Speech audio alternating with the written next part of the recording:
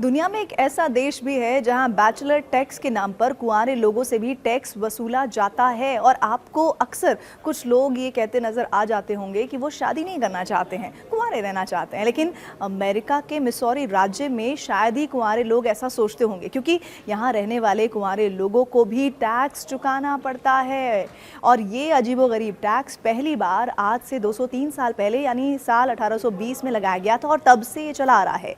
Media reports के मुताबिक 21 साल से 50 साल की उम्र के बीच वाले अविवाहित लोगों को हर साल $1 यानी करीब 83 रुपए टैक्स के रूप में भरने पड़ते हैं। वैसे इस अजीबोगरीब टैक्स को और भी कई देशों में लागू किया गया था, जिसमें जर्मनी से लेकर इटली और साउथ अफ्रीका जैसे देश शामिल हैं।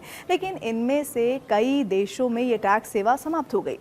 आपको जानकर हैरानी होगी कि ऐसे और भी कई अजीबोगरीब टैक्स हैं जो पहले लोगों पर लगाए जा चुके हैं, लेकिन अब उन्हें ख़त्म कर दिया गया है। बहुत पुरानी बात है जब लोगों को हैट टैक्स भी भरना पड़ता था। साल 1784 से 1811 के बीच ब्रिटिश सरकार में पुरुषों पर यह टैक्स लगाया जाता था। और इसके पीछे सोच ये थी कि जिन लोगों के पास महंगी महंगी टोपियाँ होती थीं वो अमीरों की श्रेणी में आते थे, और जबकि गरीब तबके के लोगों के पास या तो मुश्किल से एक ही टोपी होती थी या वो भी नहीं होती थी। इसीलिए उन अमीरों की संपत्ति के आधार पर उनसे टैक्स वसूला जाता था। और इतना ही नहीं, अमेरिका के मैरीलैंड में टॉयलेट फ्लश करने पर भी टैक्स लगाया जाता है।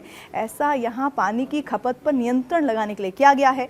यहाँ लोगों से हर महीने $5 यानी करीब 418 रुपए टॉयलेट फ्लशिंग टैक्स के रूप में वसूला जाता है, और उन पैसों का इस्तेमाल सीवेज सिस्टम के सुधार में किया जाता है। क्या आप भी इसी तरह के किसी टैक्स के बारे में जानते हैं तो हमसे ज़रूर शेयर कीजिए।